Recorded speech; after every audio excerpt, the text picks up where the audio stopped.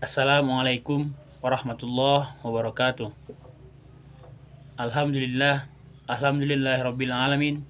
Wassalatu wassalamu ala asrofil anbiya wal mursalin wa ala alihi wa ashabihi rasulillahi ajma'in. Asyhadu an la ilaha illallah wa asyhadu anna Muhammadan abduhu wa rasuluh sallallahu alaihi wasallam la nabiyya ba'da amma ba'du. Pertama dan utama sekali, marilah kita ucapkan puji beserta syukur kita atas kehadiran Allah Subhanahu wa taala yang telah melimpahkan rahmat dan karunia-Nya kepada kita bersama sampai saat sekarang ini. Salawat beriringan salam tidak bosan-bosannya kita kirimkan kepada arwah junjungan kita, yakni Nabi besar Muhammad sallallahu alaihi wasallam dengan lafaz Allahumma sholli ala Muhammad wa ala ali Muhammad. Baik, perkenalkan, nama saya Adrian Putra Pratama dengan NIM 3723235 dari jurusan Manajemen Bisnis Syariah HG, Fakultas Ekonomi Bisnis Islam, UIN Syekh M. Jamil Jambek, Bukit Tinggi. Video ini bertujuan untuk memenuhi tugas mata kuliah Komunikasi dan Bisnis Islam. Baik, tanpa berlama-lama lagi, marilah kita masuk kepada topik pembahasan kita pada hari ini, yaitu presentasi bisnis plan mengenai usaha konsinyasi. Nah, alasan saya mengambil topik tersebut karena orang tua saya adalah pengusaha konsinyasi yang cukup dikenal di lapangan. Bisnis konsinyasi adalah model bisnis di mana pemilik barang atau produk menyerahkan barangnya kepada pihak ketiga untuk dijual. Namun pihak ketiga tersebut tidak membeli barang tersebut secara langsung, melainkan hanya menjualnya atas nama pemilik barang.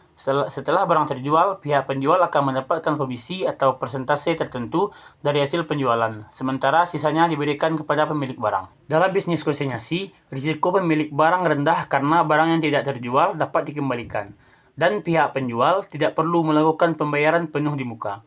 Sebaliknya, pihak penjual juga dapat menawarkan lebih banyak produk tanpa harus membeli barang terlebih dahulu, sehingga memungkinkan variasi produk yang lebih besar dari variasi penjualan.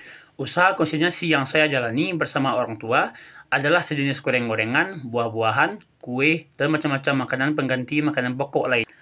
Baik, selanjutnya, siapa sih target pasar saya? Target pasar saya adalah pelanggan usia 18-50 tahun atau kelas menengah ke bawah dengan gaya hidup yang sibuk dan mencari makanan praktis serta enak. Pedagang kaki lima, warung makan, dan toko yang menjual makanan ringan. Lalu bisa jadi anak-anak sekolah yang suka jajan makanan. Nah, selanjutnya, apa sih peluang yang dapat saya ambil dari usaha ini? Yang pertama yaitu seperti meningkatnya minat terhadap makanan lokal dan goreng-gorengan dengan cita rasa khas.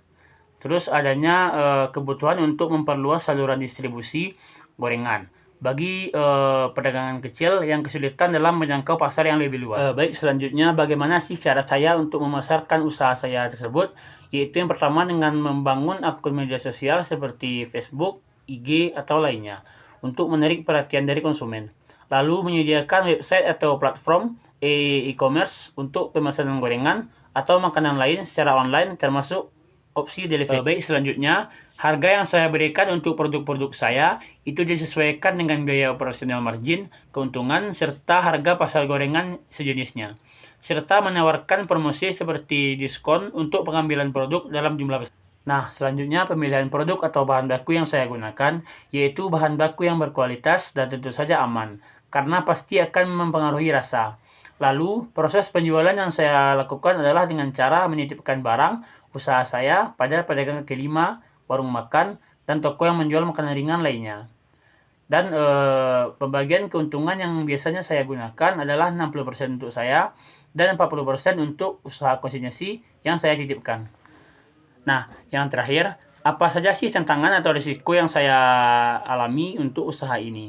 Yaitu yang pertama, ketidakpastian dalam penjualan, karena makanan atau produk yang belum tentu terjual selalu dibeli orang. Yang kedua, kualitas produk seperti gorengan yang tidak panas tentu mengurangi minat pembeli, tetapi tidak dengan makanan tahan lama lainnya. Terakhir, kerugian stok apabila tidak terjual, seperti gorengan yang apabila tidak habis atau laku terjual akan dibuang, karena bila lama-lama terletak dalam kotak, ia akan berkeringat dan mengubah rasa.